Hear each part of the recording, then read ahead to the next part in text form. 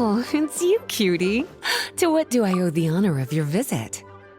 Are you here to peruse the library? Or perhaps you're here to visit a certain someone?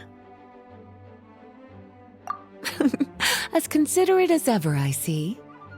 Alas, what rotten luck. You just so happen to have caught me in the middle of some important work.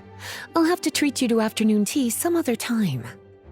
Wait, you're actually busy? With work?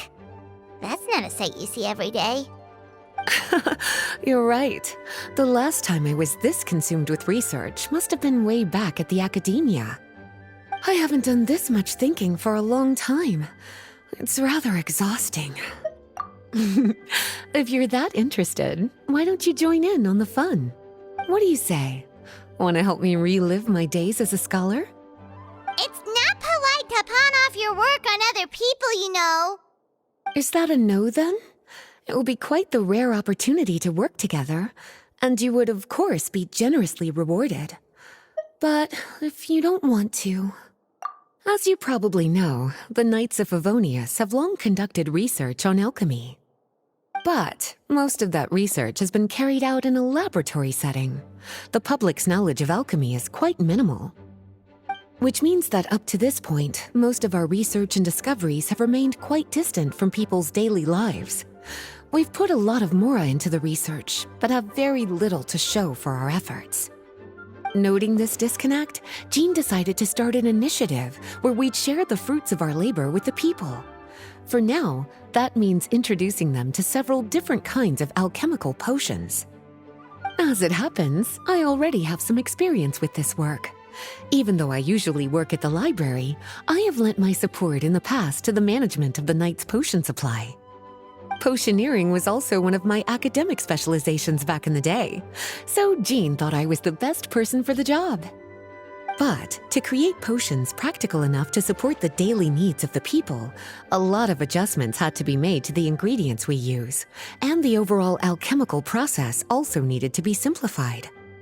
All in all, what started as a relatively simple research project soon evolved into something exceedingly complicated. So, are you asking us to help you with your research? 'Cause, you're not exactly talking to two alchemy experts over here.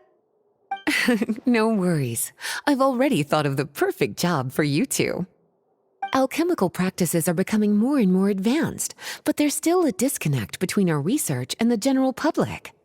What we really need is to collect feedback from the people.